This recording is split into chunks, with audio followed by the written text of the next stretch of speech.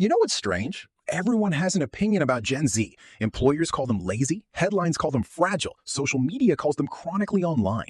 But nobody, and I mean nobody, actually stops to ask what shaped them. Born roughly between 1997 and 2012, the first generation to grow up with a smartphone in their hand before they had a driver's license. The first generation to have their entire adolescence documented, rated, and commented on in real time. And here's what nobody tells you. Their psychology might be the most misunderstood of any living generation. Let's start at the beginning. Gen Z didn't just grow up with technology, they grew up inside it.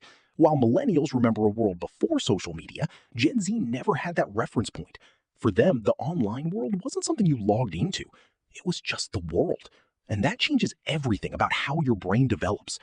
Research published in JAMA Pediatrics found that adolescents who spend more than 3 hours daily on social media show significantly higher rates of mental health challenges. Gen Z didn't choose this environment, they were born into it.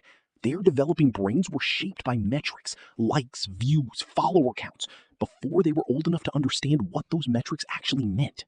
So yeah, their relationship with identity is complicated. Here's something that surprises people about Gen Z. They are the most anxious generation ever studied, but they are also the most self-aware. These two things exist together, not despite each other, but because of each other. They grew up with unprecedented access to psychological language. Therapy speak isn't clinical to them. It's just how they talk. Boundaries, triggers, attachment styles, trauma responses. They learned this vocabulary before most previous generations even knew these concepts existed.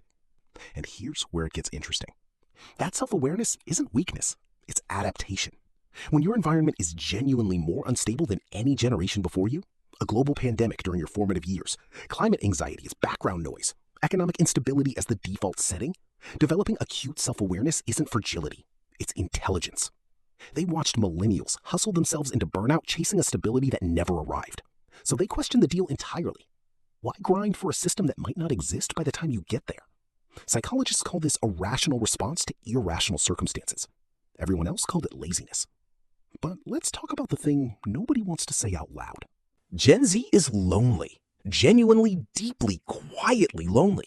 Despite being the most connected generation in human history, more followers, more messages, more content than any generation before them, they report the highest levels of loneliness ever recorded.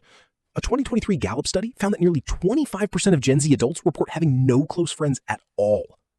Think about that for a second. They have thousands of followers and nobody to call. They can perform connection endlessly online while sitting completely alone in a room. They learn to present themselves before they learn to know themselves.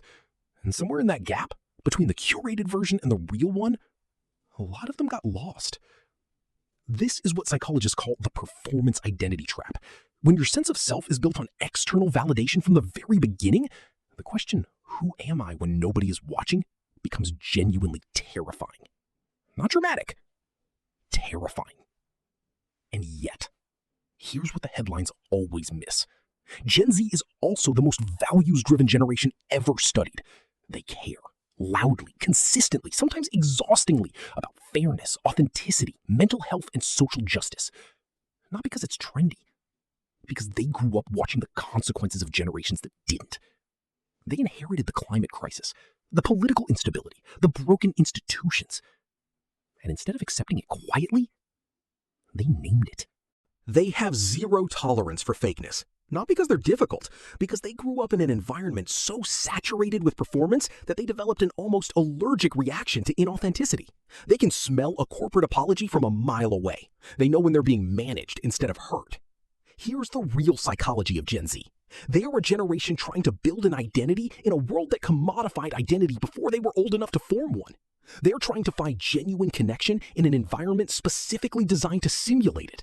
They are trying to develop self-worth in a system that taught them their value was measurable and public. That's not fragile. That's one of the hardest psychological environments any generation has ever had to navigate.